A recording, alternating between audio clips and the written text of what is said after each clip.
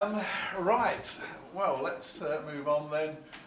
For those of you who do get dragged out, this lecture is largely based upon the following article, which appears in British Journal of Anaesthesia Education. It's free, you can download it, you can read it at your leisure. And we look back to the great Ernest Starling, and Monty Mythen tells me that he currently occupies Starling's office in London, so he therefore, I suppose, is the direct descendant of Ernest Starling, who said that the absorption of isotonic salt solutions by the blood vessels is determined by the osmotic pressure of the serum proteins.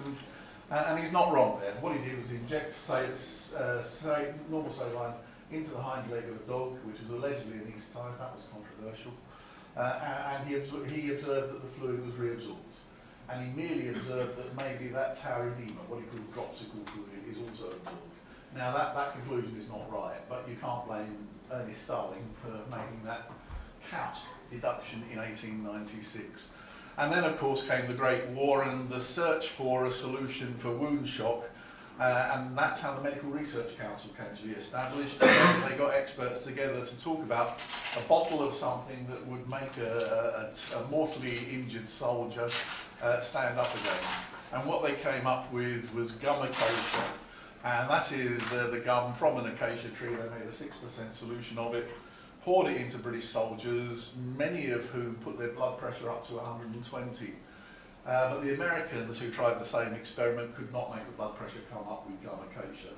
And there's a lovely paper from the 30s where it worked out one. It was London tap water is full of calcium. And so when they made their colloid solution, it had a very high level of calcium in it. So pouring it into the soldier was like giving him a bolus of calcium and his blood pressure went up. It was nothing to do with the colloids. The Americans made their colloids in calcium-free solutions and they had no effect on blood pressure. And so when the Second War came, the Navy asked Edwin Cohn to give them albumin solution. They wanted bovine albumin solution because there's lots of that, but humans don't react well to bovine albumin solution. So Cohn had to fractionate human albumin. And it is commented that it exhibited remarkable effects when administered to injured persons and as an antidote to shock. And yet when the Cochrane collaboration looked into this, of course there is no evidence for that at all. It may even be harmful. And it's wonderful how the medical profession globally can be deluded into conclusions which turn out eventually to be totally false. That's a Twiggly-Hillman diagram, which you've seen many of. I won't dwell on it. This instead is the diagram you should be working to, and I owe a great debt to Robert Hahn, who spent a decade or more getting a litre of Hartmann solution and squeezing it as fast as he could into the bodies of volunteers and patients. And so it was 100 mils a minute for 10 minutes. It was a litre being put in directly into the central sort of fluid distribution, if you like.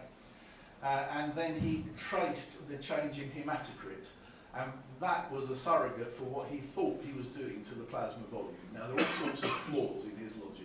The change in hematocrit is not an indication of the change in intravascular volume. But never mind, what he did find consistently over that decade or so is that you can treat fluid therapy as a two-compartmental model drug treatment, that you give your drugs usually into the central volume of distribution, and then they go to a second volume of distribution and equilibrate with it. But the thing is, it's a dynamic equilibrium. It's not static buckets side by side. It's a dynamic equilibrium. So as I've shown here, parenteral fluid can be given directly into a vein. Enteral fluid is absorbed from the mesentery, from the gut. Urine output drains this, hemorrhage drains this. There's a one-way filtration from the central volume of distribution to the peripheral volume of distribution. Hahn himself noticed that this is usually about 4 litres, and you might as well consider it the sort of intravascular volume. And this is usually twice as much, whatever that was, this is usually twice as much, Hahn found. And so you can think of this as interstitial fluid, or at least the exchangeable part of the interstitial fluid.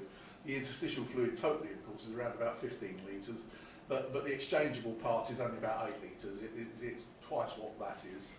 And you can have in burns, you can have tissue fluid losses, sure. And fluid returns from the tissues here or from the second compartment as lymph, either reabsorbed from lymph nodes or going straight through the thoracic duct. And so if our purpose is to balance the plasma volume with the tissue volume, what we're looking for is an optimal balance between intravascular volume and extravascular extracellular fluid volume. Then these are the mechanisms that we have to work on. And as I've been saying this morning, it's nothing to do with the colloid osmotic pressure of the plasma. So firstly, we can infuse any fluid that we choose to hang into its central volume of distribution. Colloids are restricted to the free-flowing plasma, that purpley bit, because of limited penetration of the endothelial glycocalyx. The endothelial glycocalyx is a sort of mucopolysaccharide layer through which fluid moves much more slowly than it does in the free-flowing plasma. The crystalloid central volume of distribution is the whole of the intravascular space. They cause less hemodilution than colloids at the same resuscitated dose. So if you resuscitate with a colloid, you make your patient anemic. If you resuscitate with a crystalloid, you can achieve the same resuscitation without the anemia. This is why in any clinical trial you look at, the colloid group always got more red cells than the crystalloid group. But you don't expand volume.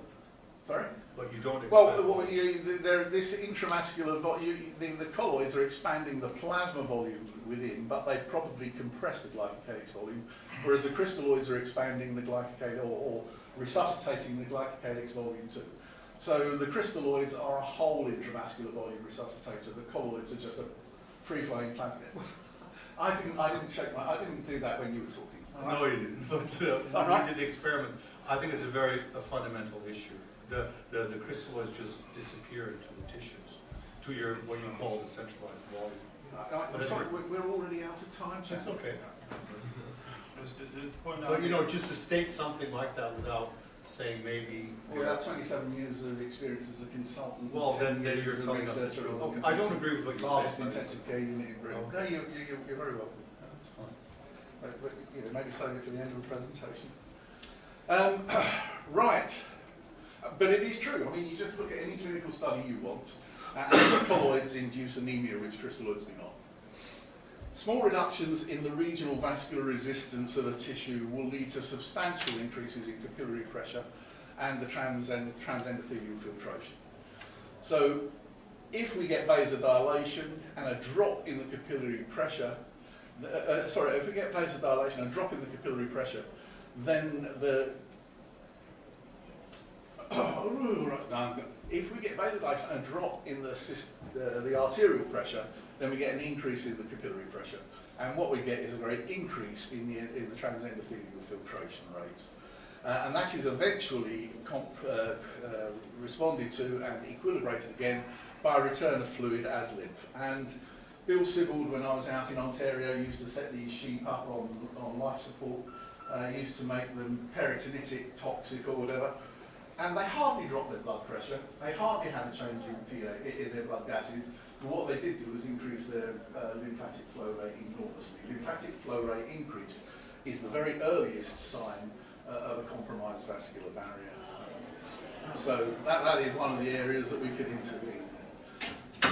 We can protect peak capillary pressure, and we can, by restoring tone to the precapillary arterioles, an alpha-1 receptor agonist like noradrenaline in subhypertension